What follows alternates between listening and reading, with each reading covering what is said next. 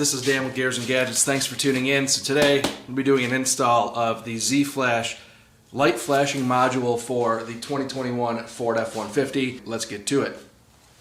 Now before we get to the unboxing, you might ask, why would I need a light flasher on my truck?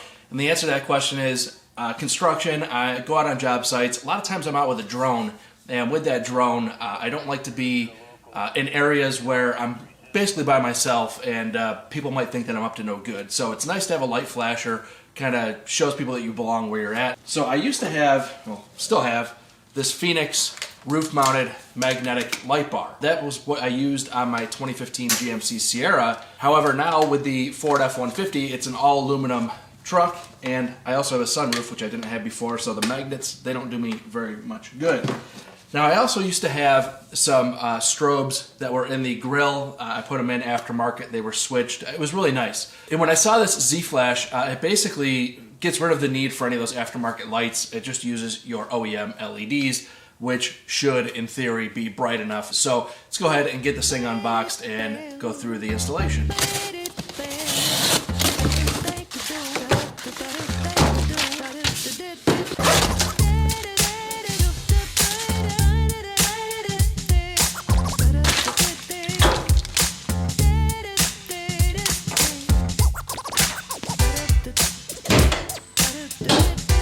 I'm going to unhook the battery. However, there is a secondary battery underneath the rear passenger seat that also needs to be disconnected, because what you will see here is when I disconnect the main battery, all of the electronics still work because that auxiliary battery in the back is still providing enough power to the system. So you do have to disconnect both batteries.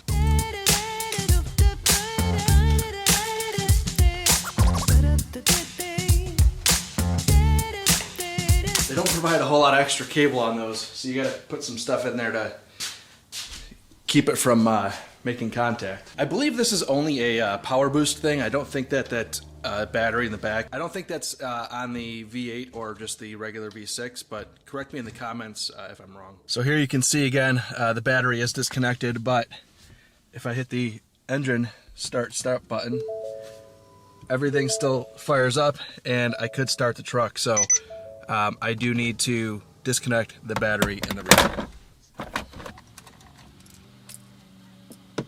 rear. So this is the passenger side footwell. This is where the BCM is located, and this is where all of your connections are going to take place. Now I actually already have a few aftermarket accessories in here. I am going to be rigging up in an upcoming video. This is the Switch Pros switch cluster that I'll be wiring up in the near future. I'm not doing it today because I'm still undecided on where I think I should install this. For right now, I'm just going to leave the wiring as it is. That's what you'll see here with a couple aftermarket accessories. So let's go ahead and grab the Z-Flash BCM flasher. Now I will tell you, this does look overwhelming. The wiring harnesses, there's a lot there, but what I will say is that all of these connectors, there's a bunch that are similar, and you really can't screw it up. So you plug in, basically you plug in until you're out of connectors. And aside from that, follow the instructions for where the big plugs go into the BCM, and that's about it. I find it best to orient yourself kind of where you're at with the fuse, so it's actually kind of upside down here, which does make it slightly easier to see what you're looking for. So orient that all correctly, and it'll help you when you start looking in here.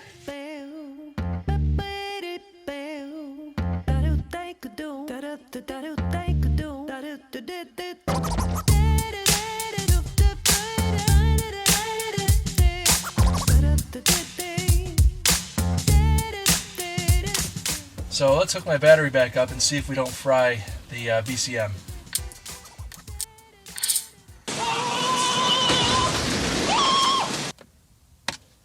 Alright, so here goes nothing. Switch on. Oh, I see some strobing.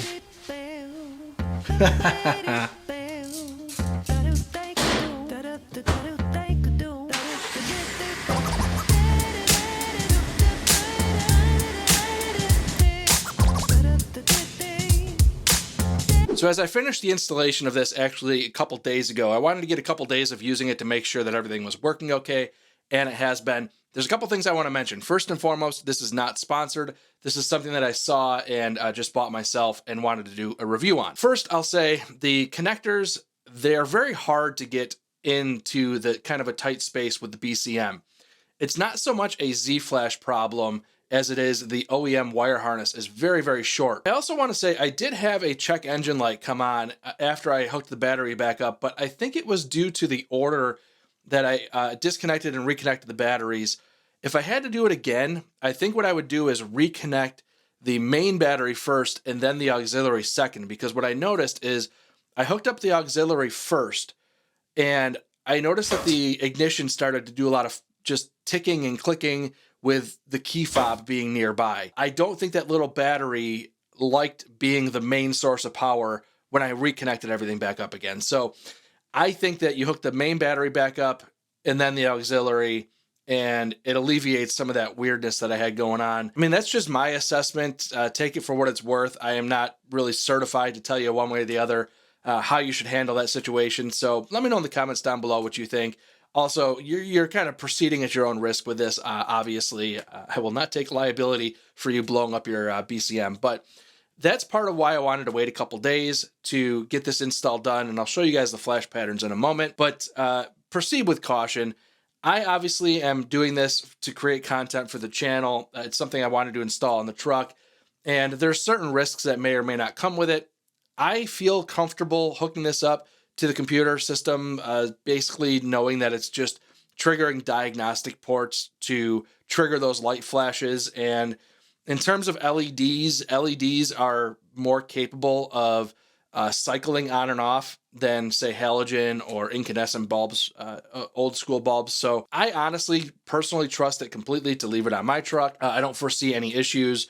And man, I'll tell you, this thing is very, very bright at night. Again, I'll show you flash patterns in a moment, but it is incredibly bright. Now, the other thing I have to say, of course, legally, check your local laws. Make sure that what you're doing is above board.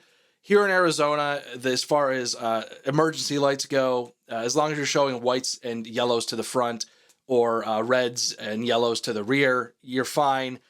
Now, this is not something you'd want to run down the highway with. I come from New York, and there was a lot of guys that would plow in the wintertime, and they would get kind of twisted up when a cop would pull them over when they had their light on while driving down the road, because they're going from parking lot to parking lot plowing snow, and it's like, well, I'm just trying to do it safely. But some police officers, they'll take it really seriously if you're running lights down the road, and I don't blame them. So there's a lot of dummies out there that are trying to impersonate law enforcement. I actually enjoy watching those videos on YouTube of watching people get hemmed up for acting like morons. So that's kind of my whole take on this whole thing is if you're not doing anything stupid, you're probably going to be fine. A lot of this stuff just comes down to don't be an idiot. And when you put these flashers on, whether it be OEM flashing your headlights or putting a light bar on the roof of your truck, just follow the law.